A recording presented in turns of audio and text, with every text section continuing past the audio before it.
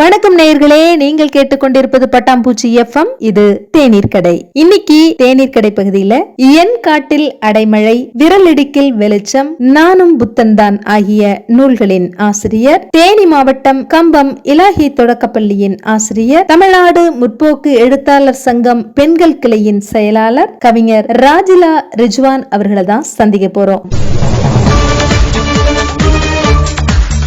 வழக்கம் போல நமக்கான கேள்விகளை அழகா கேட்க போறாங்க நம்ம ஆர்ஜே முனைவர் கிருஷ்ணா கணேஷ் அவர்கள். வாங்க நேயர்களே, கேட்கலாம், ரசிக்கலாம், கவிஞரின் கவிதை அனுபவங்களை கொண்டாடலாம்.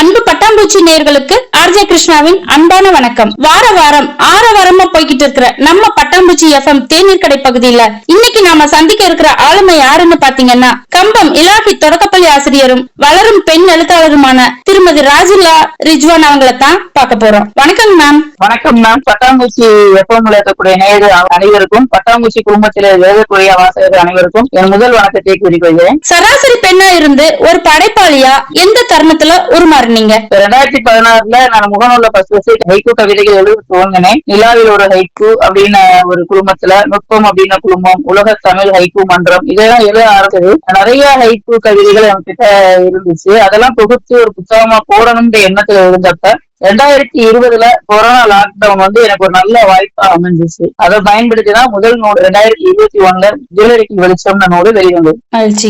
கவிதைக்குள் விதை தோன்றிய கதையா எதை சொல்லுவீங்க?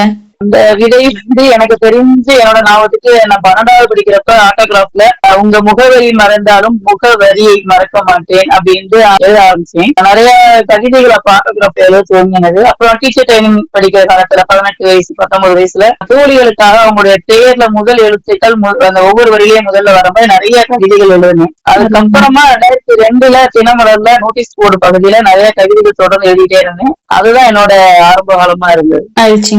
உங்க கவிதையில பெரும்பான்மையா எதை வலியுறுத்துறீங்க? பொதுவா பெண்களுடைய கஷ்டங்களை சொல்ற மாதிரி நிறைய கவிதைகள் எழுதுறேன். குழந்தைகளை பற்றினது, இயற்கை, மழை, காதலை பத்தியும் நிறைய எழுதிருக்கேன். சமூகம் சார்ந்த கவிதைகளும் நிறைய எழுதுறேன். கவிதை எழுதுறதோட நோக்கம் எப்படி இருக்கணும்னு நினைக்கிறீங்க?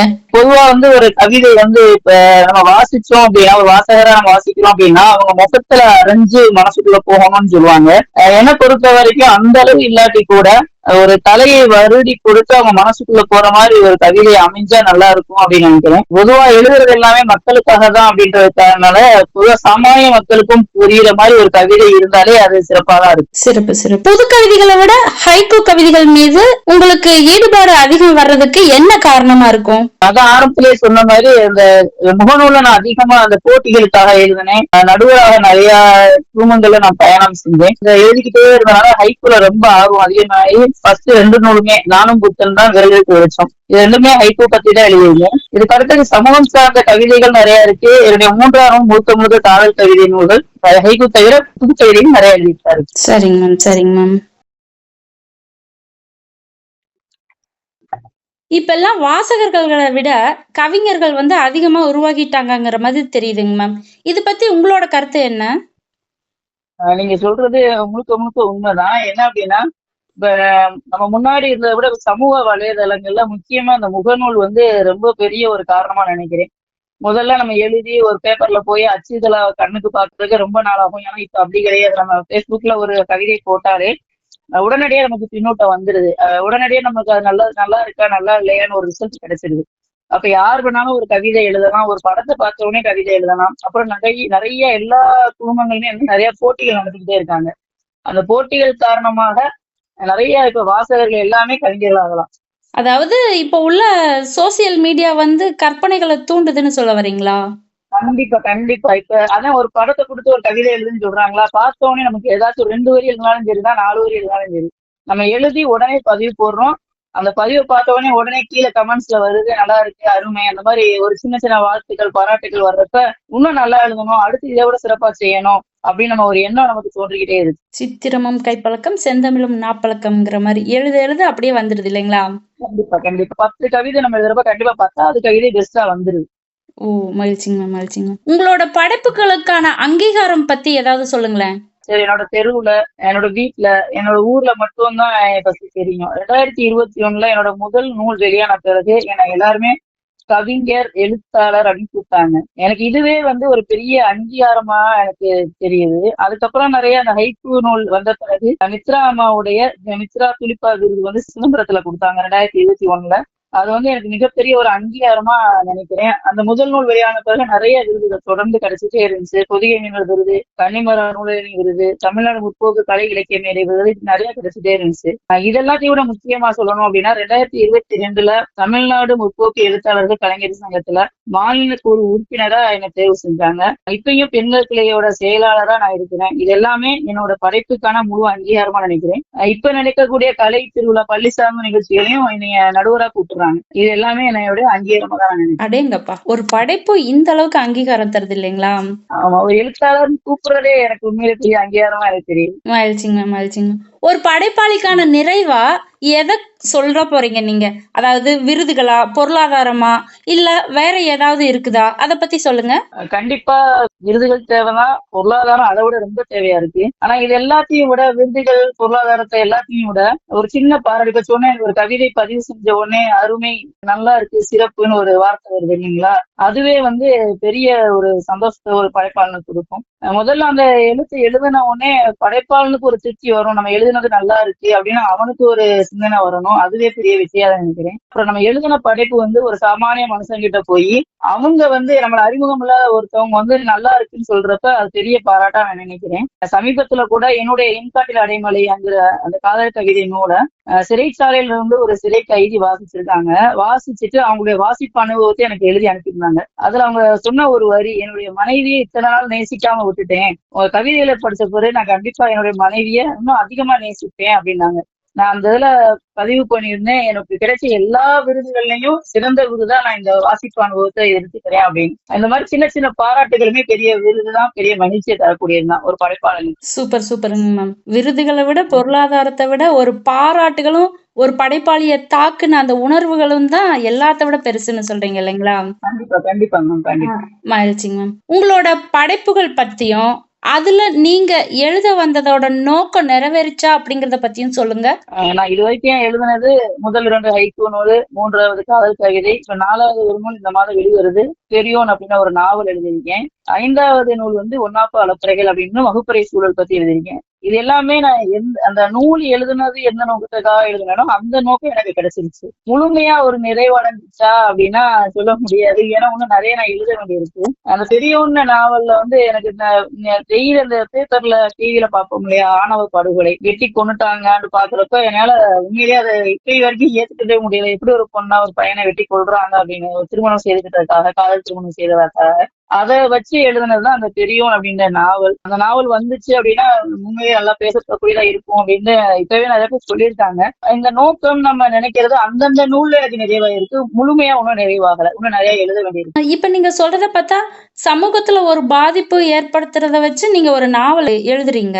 அந்த நாவல் வெளிவரதுக்குள்ளார அந்த நிகழ்வு கடந்து போயிடுற மாதிரி இருக்குங்களே. அப்ப எப்படி உங்களோட அந்த நாவல் நல்ல ட்ரெண்டியா போகும்னு எதிர்பார்க்கறீங்க? இல்ல, இப்ப ஆணவ படுகொலை அப்படின்றது 100 வருஷத்துக்கு முன்னாடியே நடந்துச்சு. இப்ப 2024வது வருஷமா நடக்குது. நேத்து நியூஸ் பேப்பர்ல பார்த்தாலும் நடக்குது, இன்னைக்கு டிவில பார்த்தாலும் நடக்குது. இன்னும் 100 வருஷம் கழிச்சு பார்த்தாலும் இப்படிதான் நடக்குமோ அப்படின்னு ஒரு பயம் இருக்கு எனக்கு. இது மாறவே மாட்டேங்குது. எப்ப இது மாறும்? மனிதனுடைய மனநிலை என்னைக்கு இந்த மதம் தாண்டி என்னைக்கு அவன் வளர்ச்சி அடைய போறான்? அறிவியல்ல எவ்வளவு முன்னேற்றம் ஆயிடுச்சு, எவ்வளவோ நம்ம பெரிய அளவுல பேசப்படுற அளவுக்கு நம்ம வந்துட்டோம். மனிதனுடைய மனநிலை மாறிடுச்சு. ஆனா இன்னும் அந்த மதம் சார்ந்த மனநிலை வந்து இன்னும் அப்படியேதான் இருக்கு. அந்த புல்லட்ல என் முன்னாடி என் புல்லட் ஓட்டான்னு அந்த பையனோட கையை முறிக்கிற அளவுக்கு தான் நம்ம மனநிலை இருக்கு. இன்னும் வேங்கை வயல்ல குடிநீர் தொட்டியில மலத்தை கலக்கக்கூடிய மனநிலை தான் நம்ம மனிதனுடைய மனநிலை இன்னமும் இருக்கு அப்படின்றத யோசிக்கவே முடியல. 2024வது வருஷம் 25 வருஷத்துல நடந்துட்டு இருக்கு. அது எப்படி மாறுமோ தெரியல. அது மாறக்கூடிய சூழலை மக்கள் தான் மாத்தணும் தன்னுடைய மனதை. அதை நினைச்சுதான் அந்த நூல் எழுதியிருக்கேன், பெரியோன் அப்படின்ற நாவல். சிறப்பு சிறப்புங்க மேம். ஒரு எழுத்தாளனா உங்க எதிர்ப்ப சிறந்த முறையில வெளிப்படுத்துறீங்க இல்லைங்களா? வாழ்த்துக்கள் வாழ்த்துக்கள்ங்க மேம். நீங்க நேசிச்சு ரசிச்ச படைப்பாளிகள்னு யாரெல்லாம் நினைவுக்கு வர்றாங்க, அவங்கள பத்தி சொல்லுங்க.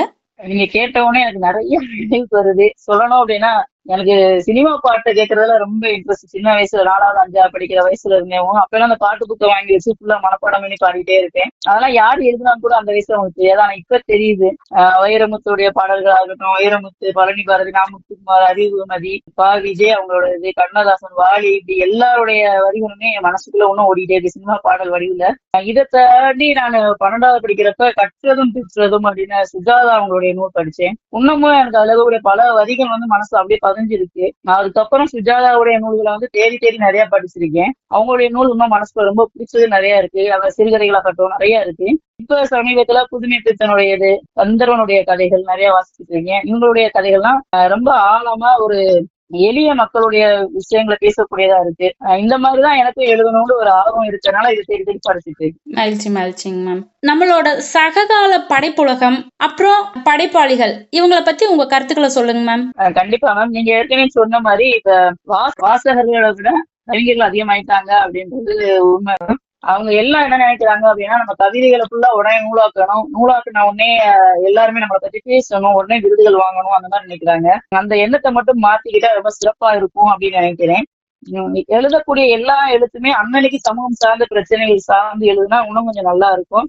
எனக்கு தெரிஞ்ச பலரும் எங்களுக்கு கடுமையான பணிச்சூழல் இருக்கும். இரவு நேரத்துல நானே பொதுவா இரவு நேரத்துலதான் எழுதுறேன். நான் என்னோட சேர்ந்து சக பயணிகள் நிறைய பேர் நான் பேசுறதுக்கும் அவங்க சொன்னது, எல்லா வேலையும் முடிஞ்சு இரவுல தான் நான் எழுதுறேன் அப்படின்றாங்க. கடுமையான பணிச்சூழல் தொடர்ந்து எழுதிட்டு தான் இருக்காங்க. இப்ப இருக்கக்கூடிய எழுத்துக்கள் உண்மையிலேயே மிகச்சிறப்பா இருக்கு. சங்க காலத்துல இருந்தது அந்த காலத்து விஷயங்களை பேசக்கூடியதா இருந்துச்சு. இப்ப இருக்கக்கூடிய எழுத்துக்கள் எல்லாமே இப்ப நடக்கக்கூடிய விஷயங்களை பேசக்கூடியதா இருக்கு. உண்மைதாங்க. இலக்கியம் அப்படிங்கறதே அந்த காலத்தோட கண்ணாடி தான் இல்லைங்களா? அது மாதிரி எழுத்தாளர்களும் அது மாதிரி படைக்கிறாங்கன்னு சொல்றது உண்மைதாங்க மேம். மேம், ஒரு படைப்பாளியா பல்வேறு தளங்கள்ல கருவை தேடுற நீங்க ஒரு ஆசிரியரா இருந்து உங்க பிள்ளைங்களுக்கு எந்த மாதிரி இலக்கியங்களை புகட்டுறீங்க? என்னுடைய மாணவர்கள் 1ல இருந்து 5ஆம் வகுப்பு வரைக்கும் நான் தொடக்கப்பள்ளி ஆசிரியர் அப்படின்றதுனால நான் எந்த வகுப்பை எடுத்தாலும் முதல்ல தமிழ் மீது அவங்களுக்கு ஆசை வர்ற மாதிரி என்னென்ன என்னால செய்ய முடியுமோ அத்தனையும் செஞ்சிருக்கேன். ஒவ்வொரு எழுத்து எழுதுறப்ப கூட இது எவ்வளவு அழகா இருக்கு பத்தியா, இந்த படம் 1வது நடத்துறப்ப அந்த மாதிரி சொல்லியே செய்வோம். 3வது 5ஆம் வகுப்பு வரப்ப இன்னும் கொஞ்சம் அதிகமா திருக்குறள் பாடல், இந்த மனப்பாட பாடலோட இந்த எழுத்தாளர் எப்படி எழுதியிருக்காரு பாரு, எப்படி எல்லாம் இவர் யோசிச்சிருக்காரு பாரு, அந்த பாட்டு நம்ம தமிழ் புத்தகத்தை நிறைய கவிதைகள்லாம் வரும். இந்த கவிதைகள் மாதிரி நீ ஒண்ணு எழுது. சில கவிதைகள் எப்படி வரும் அப்படின்னா, ஒரு 4 வரிக்கு அங்க கொடுத்துருவாங்க, அடுத்த 4 வரி நம்மளா எழுதுற மாதிரி இருக்கும். அந்த 4 வரியில மாணவர்களா எழுத வைப்போம். இன்னும் கொஞ்சம் அதிகமா வாசிப்பேக்க நூல்களை வாசிக்க வச்சு இப்ப என்னுடைய வகுப்புல நிறைய மாணவர்கள் கதை எழுதுறாங்க. இப்ப என்கிட்ட அதெல்லாம் புத்தகமா போடுறதுக்கான முயற்சி சொல்லியிருக்காங்க. சீக்கிரம் போடணும் டீச்சர் அப்படின்னு சொல்றாங்க. அப்புறம் பாடல்கள் நிறைய எழுதியிருக்காங்க. என்னுடைய வகுப்பு மாணவர்கள் நிறைய பாடல்கள் எழுதுறாங்க. நான் பொழுதுக்கும் சொல்லுவேன், நீ வீட்டுல சாயந்தர நேரத்துல ஏதாச்சும் ஒண்ணு தினமும் எழுது, ஒரு 4 வரியாச்சும் நீ எழுதுனா அப்படின்னா கண்டிப்பா அது எல்லாமே ஒரு நூலாக்கம் செய்யக்கூடிய அளவுக்கு பெருசா வந்துரும் அப்படின்னு சொல்லியிருக்கேன். என்னுடைய மாணவர்கள் அதை செய்யறாங்க. அந்த அளவுல எனக்கு ஒரு ஆசிரியராகவும் நான் மன நிறைவோட இருக்கு. அருமைங்க மேம். உங்க எழுத்து பயணத்துல உங்க குடும்பம் எப்படி உங்களை அணுகுது? பொதுவா குடும்பத்தோட ஒத்துழைப்பு இல்லாம நம்மளால எதுவுமே, ஒரு பெண் படைப்பாளருக்கு எதுவுமே சாத்தியம் இல்ல. என்னதான் ஒரு பெண் வெற்றி இருந்தாலும் இப்ப பொதுவா சொல்றாங்க, ஒரு ஆணோட வெற்றிக்கு பின்னாடி பெண் இருக்காங்க அப்படின்ற மாதிரி. கண்டிப்பா ஒரு பெண்ணோட வெற்றிக்கு பின்னாடி ஒரு ஆண், அது ஒண்ணு தந்தையா இருக்கணும், இல்லாட்டி கணவனா இருப்பாங்க. என்னுடைய வெற்றிக்கு முழுக்க என்னுடைய கணவர் தான், ரிஜ்வான். அவங்க நான் என்னோட வெற்றிகள் சின்ன சின்ன வெற்றியை கூட தன்னோட வெற்றியா நினைச்சு கொண்டாட்டம் செய்யக்கூடிய ஒருத்தவங்க, என்னை தொடர்ந்து ஊக்கப்படுத்தக்கூடியவங்க. அது மட்டும் இல்லாம எனக்கு குழந்தைங்க 3 பிள்ளைங்க இருக்காங்க, 2 பொண்ணுங்க 1 பையன். 3 பேருமே தொடர்ந்து எனக்கு ஏதாச்சும் என்னுடைய முதல் வாசகர்கள் அப்படின்னா என்னுடைய பிள்ளைங்களும் என்னுடைய கணவர் தான். படிச்சுட்டு நல்லா இருக்கு நல்லா இல்லன்றத உடனடியா எனக்கு சொல்லிடுவாங்க. அதுக்கப்புறம் தான் நான் எதையுமே பதிவு செய்யறேன். என்னுடைய பெற்றோர்களும் எனக்கு முழு ஒத்துழைப்பு தர்றாங்க. குடும்பமும் எனக்கு முழு ஒத்துழைப்பா இருக்கிறதுனால உண்மையிலே நான் ஆசிரியர் கேட்டுதான். சூப்பருங்க மேம். பட்டாம்பூச்சி குழும எழுத்து பயணம் மற்றும் பட்டாம்பூச்சி FM குறித்து உங்களோட கருத்து என்ன, அதை சொல்லுங்க. கண்டிப்பா அந்த பட்டாம்பூச்சி குடும்பத்தை பத்தி சொல்லணும் அப்படின்னா நிறைய இருக்கு. முதல்ல அந்த தலைப்பு கொடுத்து எழுத சொல்லுவாங்க. இப்ப நான் எழுதின கவிதைகளே ஒரு நூல் போடுற அளவுக்கு அதிகமா என்கிட்ட இருக்கு. தலைப்பு கொடுத்து எழுதுறப்ப என்ன அப்படின்னா, தொடக்கத்துல எழுதக்கூடிய ஒரு எழுத்தாளருக்கு அது பெரிய ஒரு வாய்ப்பா இருக்கும், நம்ம நல்ல கவிதைகள் எழுதுறதுக்கு. தொடர்ந்து இந்த குடும்பம் அந்த வேலையை செய்யறதுனால பட்டாம்பூச்சி குடும்பத்துக்கு என்னுடைய வாழ்த்துக்களை தெரிவிச்சுக்கிறேன். பட்டாம்பூச்சி FM தொடர்ந்து சமூகம் சார்ந்த இலக்கியம் சார்ந்த பல்வேறு நிகழ்ச்சிகளை வழங்கிட்டு வருது. அன்பு தோழர் பொள்ளாச்சி முருகானந்தர்ல அவர்களுக்கும் இந்த குடும்பத்தில் இருக்கக்கூடிய நிர்வாகத்தினர் அனைவருக்கும் அன்பையும் வாழ்த்துக்களையும் தெரிவித்துக் கொள்கிறேன். இந்த நேரத்துல என்னை அறிமுகம் செய்வதற்காக அழைத்த தோழர் அன்பு தம்பி ஹிதாயத் அவர்களுக்கும் உங்களுக்கும் என்னுடைய நன்றிகளை தெரிவித்துக் கொள்கிறேன். மகிழ்ச்சிங்க மேம், மகிழ்ச்சிங்க மேம். இவ்வளவு நேரம் எங்களோட கேள்விகளுக்கு உங்களோட கருத்துக்களை அழகா சுருக்கமா பகிர்ந்துகிட்டதுக்கு பட்டாம்பூச்சி எஃப்எம் சார்பா வாழ்த்துக்களையும் நன்றியையும் தெரிவிச்சுக்கிறேங்க மேம். மிக்க நன்றிங்க, மிக்க நன்றி. அடுத்த வாரம் வேறொரு களத்தில் வேறொரு ஆளுமையோடு சந்திப்போம். அதுவரை நன்றி நேயர்களே.